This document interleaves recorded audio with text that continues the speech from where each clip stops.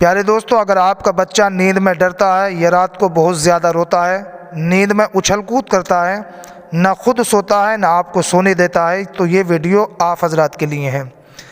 پیارے دوستو، آج کی اس ویڈیو میں ہم آپ کو بتائیں گے ان بچوں کا روحانی علاج جو بچے رات کو روتے ہیں، رات کو نیند میں اچھل کود کرتے ہیں یا نیند میں ڈرتے ہیں، نہ خود سوتے ہیں نہ والدین کو سونے دیتے ہیں، والدین بہت زیادہ پریشان ہوتے ہیں۔ تو میرے دوستو، میری بہنوں، پریشان ہونے کی بالکل ضرورت نہیں ہے۔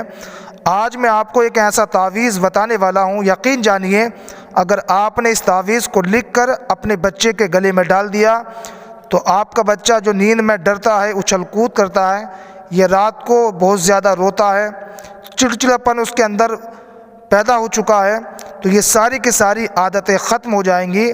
وہ بچہ خود بھی آرام سے سونے لگے گا اور آپ بھی آرام سے پوری ہوئیں گے۔ پیارے دوستو، اگر آپ حضرات اس تعویذ کو، اس وظیفے کو جاننا چاہتے ہیں تو مکمل ویڈیو دیکھیں، ویڈیو کو اسکپ نہ کریں۔ میں جو آپ کو بتانے اور سمجھانے کی کوشش کر رہا ہوں، آپ حضرات اس کو سمجھنے کی کوشش کریں، اور جس طریقے سے میں آپ کو بتاؤں گا اسی طریقے سے آپ کو اس تعویذ کو لکھنا ہے۔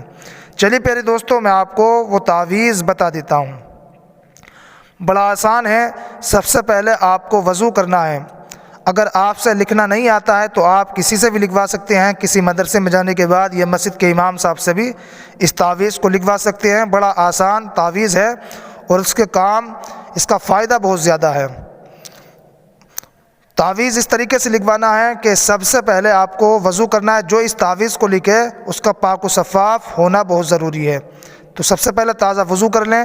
اس کے بعد آپ کو جعفران لینا ہے۔ اگر جعفران نہیں ہے تو آپ قلم سے بھی اس تعویذ کو لکھ سکتے ہیں۔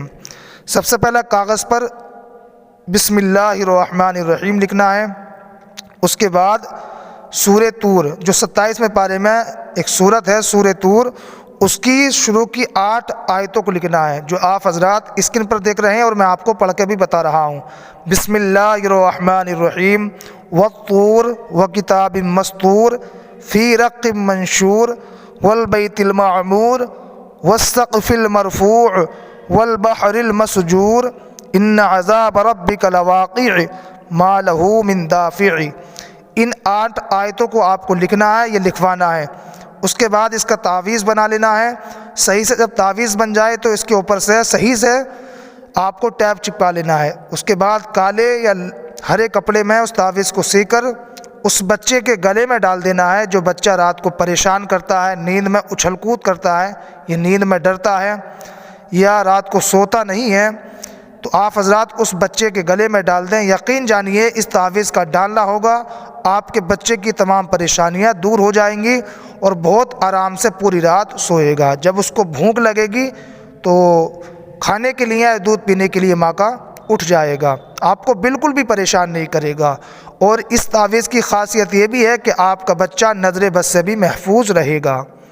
اگر آپ کا بچہ ماں کا دودھ نہیں پیتا ہے تو اس تعویذ کی برکتیں یہ بھی ہوں گی کہ ماں کا دودھ پینا شروع کر دے گا۔ آج کی ہماری ویڈیو یہی تھی۔ آج ہم نے آپ کو بتایا تھا ایک بہترین تعویذ۔